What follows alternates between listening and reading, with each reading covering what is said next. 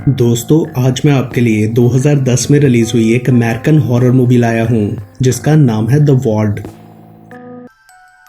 Film के start में हमें 1966 का टाइम दिखाया जाता है, जहां ओरिगोन के नॉर्थ बेंड साइकेट्रिक हॉस्पिटल में आधी रात को पेशेंट टैमी अपने रूम में किसी से डर रही थी क्योंकि कोई उसके रूम की तरफ आ रहा था। तभी अचानक से कोई अनसीन इवल फोर्स रूम में जाकर उसे मार डालती है। उसके बाद मूवी कट ऑफ होती है और अगले सीन में हम दो पुलिस वालों को पेट्रोलिंग करते हुए देखते हैं। उनको वॉकी टॉकी पर एक हॉस्पिटल से भागी हुई पागल लड़की को पकड़ने के ऑर्डर्स मिलते हैं और तभी हम जंगल में भागते हुए उसी लड़की को देखते हैं। फिर वो एक अबैंडन्ड फार्म हाउस के पास पहुंचकर उसे आग लगा देती है। वो काफी डिस्टर्ब लग रही थी। तभी पुलिस वाले वहां आकर उसे पकड़ लेते हैं। वो काफी एग्रेसिव होकर खुद को छुड़वाने की कोशिश करती है, मगर पुलिस उसे गाड़ी में डालकर ले जाती है, जिसके बाद उसे नॉर्थ बेंड हॉस्पिटल भेज दिया जाता है। वो अपना नाम क्रिस्टन बताती है। उसकी बॉडी पर काफी निशान थे और उसने हाथ पर कोई एड्रेस भी लिख रखा था। उसे स्पेशल वार्ड में रखा जाता है ताकि वो किसी और को नुकसान न पहुंचाए।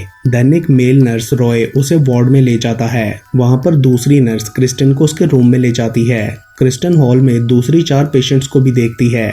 नर्स उसके रूम के बाहर से टैमी नाम मिटाकर क्रिस्टन लिखती है और फिर उसे आराम करने के लिए रूम में लिटा देती है। ये वही रूम था जहां स्टार्टिंग में टैमी मरी थी। साथ ही पैरेलल सीन में हम एक छोटी लड़की को किसी अबैंडन्ड जगह पर बंधा हुआ देखते हैं।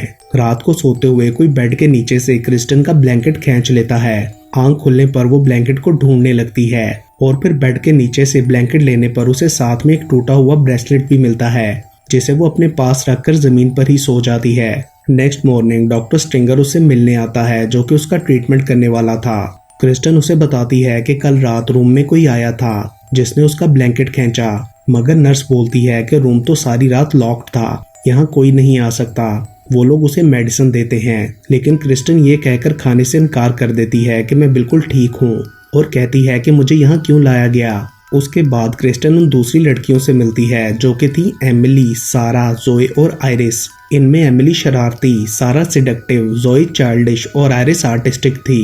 एमिली क्रिस्टन से पूछती है कि क्या तुम यहाँ हमें बचाने आई हो। ये सुनकर क्रिस्टन थोड़ा हैरान होती है और आयरिस एमिली से कहती है कि तुम इस नई लड़की को मत डराओ। तभी रॉय वहाँ आकर क्रिस्टन को डॉक्टर के पास ले जाता है। वो दोबारा पूछती है कि मैं यहाँ क्यों हूँ, तो डॉक्टर कहता है कि इसका आंसर हम मिलकर ढूंढेंगे।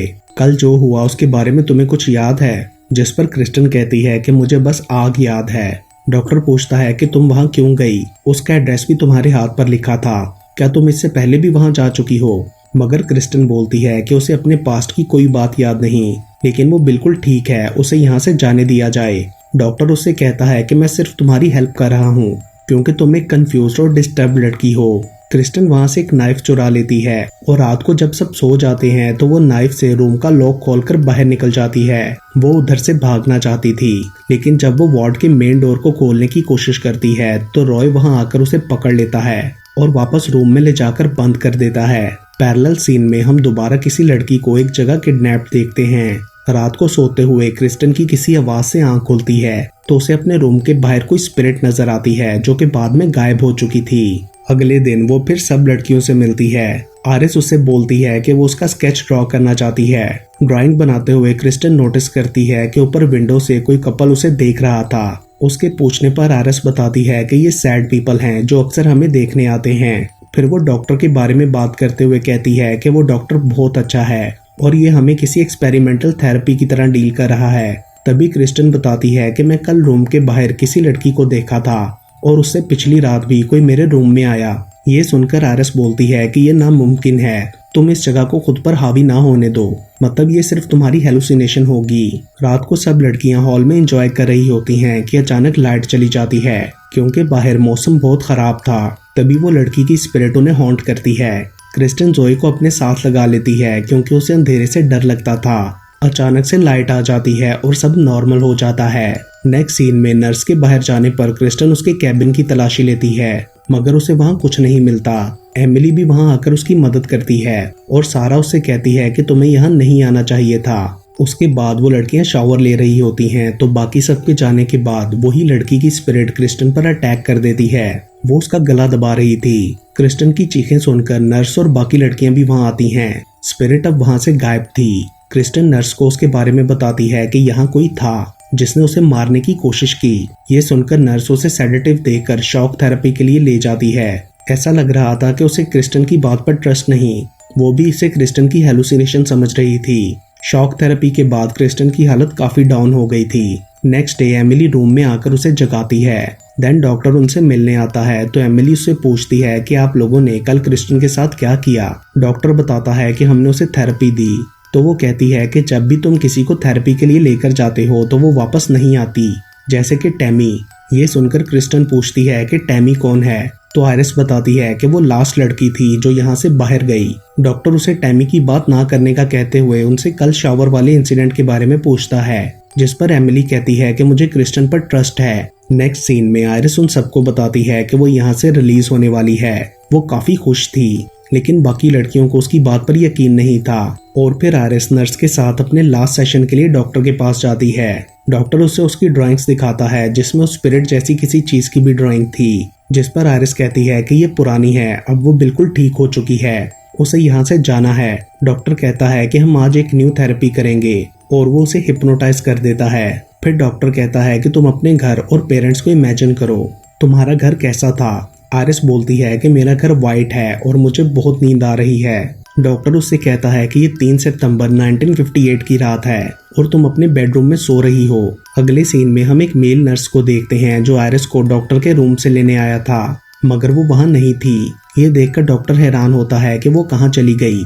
दूसरी तरफ आयरिस को होश आता है तो वो खुद को एक व्हील चेयर पर बंधा हुआ पाती है। उसे वही स्पिरिट ऑपरेशन थिएटर में ले जाती है। आयरिस उसे देखकर सॉरी बोलने लगती है, मगर वो स्पिरिट फिर भी उसकी आइज में कोई टूल घुसा के उसे ब्रूटली मार डालती है।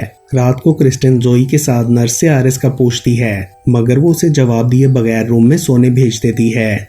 अगले सीन में हम फिर उस किडनैप बच्ची को देखते हैं, जिसके पास एक आदमी आता है। दूसरी तरफ क्रिस्टन नेक्स्ट डे सब लड़कियों से आयरिस का पूछती है, तो वो कहती हैं कि शायद वो सच में घर चली गई हो, मगर क्रिस्टन को ऐसा नहीं लगता। वो आयरिस के रूम में जाकर चेक करती है जहां उसकी स्केचबुक पड़ी थी, मतलब आयरिस घर नहीं गई थी। क्रिस्टन जाकर उसके बारे में नर्स से पूछती है, मगर वो कुछ नहीं बताती। देन क्रिस्टन आयरिस की स्केचबुक देखती है तो उसमें एक लड़की एलिस का भी स्केच था और उस स्पिरिट का भी, और उस पर एलिस हुडसन लिखा था, यानी वो स्पिरिट एलिस की थी। ये देखकर क्रिस्टन कंफ्यूज हो जाती है। तभी उसे टूटे हुए ब्रेसलेट का ख्याल आता है और उसे अरेंज करने पर भी उस पे एलिस लिखा था, यानी वो भी एलिस का था। जिसके बाद वो डॉक्टर के पास जाकर पूछती है कि क्या उसने कभी किसी एलिस नाम की लड़की को ट्रीट किया था। तो डॉक्टर उससे क्रॉस क्वेश्चन करता है कि ये नाम तुमने कहाँ से सुना। क्रिस्टन उसे बताती है कि एलिस वही लड़की है जिसकी स्पिरिट ने मुझ पर शावर में अटैक किया था। आयरिस के साथ क्या हुआ और इस हॉस्पिटल में लड़कियां क्यों गायब हो रही हैं। जब मैं आई थी तब भी नर्स ने एक लड़की का नाम मिटाया था। इस हॉस्पिटल में घोस्ट है, क्या उसने उन्हें मार दिया। ये सुनकर डॉक्टर कहता है कि मैं तुम्हारे सवालों का जवाब नहीं दे सकता, इनके जवाब तुम्हें खुद ढूंढने होंगे। ये सुनकर क्रिस्टन एग्रेसिव हो जाती है और रॉय उसे वार्ड में ले जाता है। वहाँ वो बाकी लड़कियों से एलिस के बारे में पूछती है और एलिस का नाम सुनकर वो लोग थोड़ा घबरा जाती हैं। देन एमिली उसे बताती है कि एलिस भी यहाँ की एक पेशेंट थी, मगर वो चली गई। ये सुनकर क्रिस्टन भी वहाँ से जाने का प्लान करती है और कहती है कि मैं आयरिस को भी ढूंढूंगी, तुम लोग भी मेरे साथ चलना। एमिली कहती है कि तुम नहीं जा सकोगी, मगर क्रिस्टन मोटिवेटेड थी। वो जोई से उसका कॉइन लेती है जो जोई हर वक्त अपने मुंह में रखती थी। जोई कहती है कि वो हमें नहीं जाने देगी। देन क्रिस्टन एमिली के साथ मिलकर डोर लॉक में टिश्यू घुसा देती है ताकि वो पूरी तरह लॉक ना हो, और वो दोनों रात को सबके सो जाने के बाद भागने का प्लान करती हैं। रात को नर्स क्रिस्टन को मेडिसिन खिलाने के बाद एश्योर करती है कि उसने खा ली, मगर क्रिस्टन ने मेडिसिन छुपा ली थी। और फिर सबके सो जाने के बाद वो एमिली को लेकर बाथरूम में जाती है। जोए के कॉइन की हेल्प से वो डक्ट खोल लेती है और फिर वो दोनों डक्ट के रास्ते से होती हुई हॉस्पिटल के दूसरे हिस्से में पहुंचती हैं। उधर वो एक रूम में जाती हैं ताकि आयरिस को ढूंढ सकें। वो एक मॉर्ग था। एमिली वहां से 2 नाइफ्स उठा लेती है। तभी अचानक उन्हें किसी के आने की आवाज आती है और वो दोनों अलग अलग छुप जाती हैं। जब कुछ देर बाद क्रिस्टन बाहर निकलती है तो एमिली वहां नहीं होती। अचानक एक बॉक्स में से आवाज आने लगती है और जब क्रिस्टन खोलती है तो उसे स्पिरिट का क्रीपी सा हाथ नजर आता है। क्रिस्टन डरकर वहां से बाहर को भागकर ऊपर वाले फ्लोर पर पहुंच जाती है, जहां अचानक उस स्पिरिट को अपने सामने देखकर वो गिर के बेहोश हो जाती है। वहां से रॉय उसे उठाकर रूम में ले जाता है। अगले सीन में हम दोबारा उस किडनैप लड़की को देखते हैं जिसकी तरफ वो आदमी जबरदस्ती करने के लिए बढ़ रहा था। क्रिस्टन के सुबह उठने पर एमिली उसके पास आकर बताती है कि मुझे नर्सेज ने पकड़ लिया था। क्या तुम्हें आयरिस मिली? जिस पर क्रिस्टन कहती है कि नहीं, वो मर चुकी है और अगर हम यहाँ से ना भागे तो अगली बारी हमारी होगी, हमें भागने की दोबारा कोशिश करनी होगी। मगर एमिली बोलती है कि यहाँ से कोई बाहर नहीं जा सकता। दूसरी तरफ सारा रॉय से फ्लर्ट करने की कोशिश करती है तो वो उसमें कोई इंटरेस्ट नहीं दिखाता और दूर रहने का कहता है और इस बात का गुस्सा वो जाकर एमिली और जोए पर निकालती है। एमिली टीवी का वॉल्यूम बढ़ा देती है ताकि उसकी आवाज ना सुन सके, जिस पर सारा गुस्से में वहां से चली जाती है। लेकिन तभी एलिस की स्पिरिट के सामने आने पर वो जोर से चिल्लाते हुए किचन में भागती है। टीवी का वॉल्यूम तेज होने की वजह से किसी को उसकी आवाज नहीं आती। एलिस सारा को पकड़कर थिएटर में ले जाती है। सारा उससे कहती है कि वो मेरा आइडिया नहीं था, बाकियों ने मुझसे करवाया, तुम प्लीज मुझे छोड़ दो। मगर एलिस उसे इलेक्ट्रिक शॉक देती है, इतने हाई फ्रीक्वेंसी का कि उससे सारा की बॉडी जलने लगती है और उसकी डेथ हो जाती है।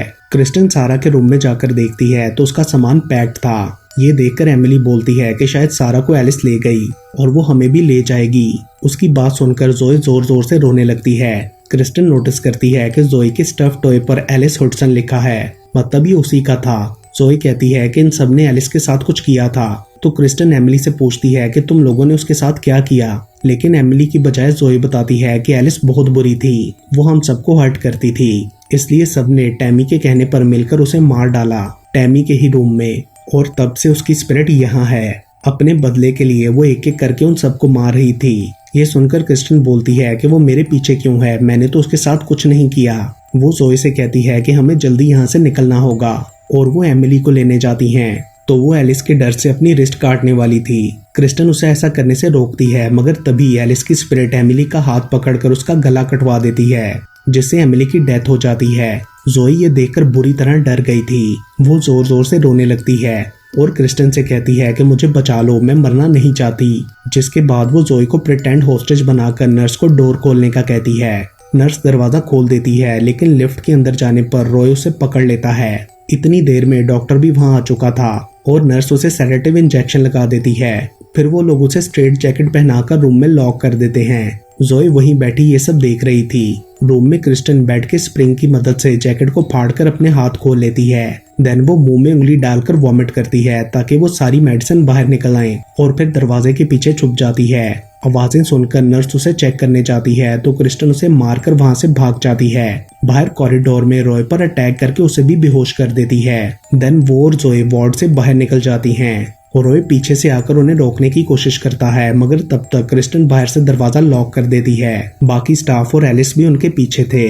मगर वो लोग किसी तरह बचकर बेसमेंट में पहुंच जाती हैं। वहां पर एक छोटे से ऑफिस कैबिन में लगी लिफ्ट के थ्रू क्रिस्टन जोए को ऊपर भेजती है और खुद लिफ्ट के वापस आने का वेट करने लगती है। मगर उस लिफ्ट में एलिस की स्पिरिट भी थी जो जोए को मार डालती है। एक नर्स क्रिस्टन को पकड़ने ही वाला होता है कि तब तक वो लिफ्ट में बैठ जाती है। लिफ्ट उसे ऊपर एक रूम में लाई थी जहां उसे खून नजर आता है। तभी एलिस सामने आकर उस पर अटैक कर देती है। क्रिस्टन वहां से भागने की कोशिश करती है मगर नहीं जा सकती और उन दोनों में काफी लड़ाई होती है और एट लास्ट क्रिस्टन एक एक्स से उसको जख्मी कर देती है और स्पिरिट नीचे गिर जाती है। क्रिस्टन वहां से वापस डॉक्टर के रूम में जाती है जहां सब कुछ बिखरा हुआ था। तभी उसे एलिस हुडसन की फाइल मिलती है जिसमें बाकी सब लड़कियों के भी नाम लिखे थे। इतनी देर में डॉक्टर भी वहां आ जाता है और क्रिस्टन उसकी नेक पर कांच रखकर उसे सच बताने का कहती है, जिसके बाद डॉक्टर बोलता है कि एलिस हुडसन तुम्हारा नाम है। ये सुनकर क्रिस्टन शॉक्ड हो जाती है। डॉक्टर उसे एक आर्टिकल दिखाते हुए कहता है कि तुम्हें 3 सितंबर 1958 की रात को तुम्हारे घर से किडनैप कर लिया गया था। तुम्हें 2 महीने तक एक फार्म हाउस की बेसमेंट में बंदी बनाकर रखा गया। यह वही फार्म हाउस था जिसे तुमने आग लगाई थी।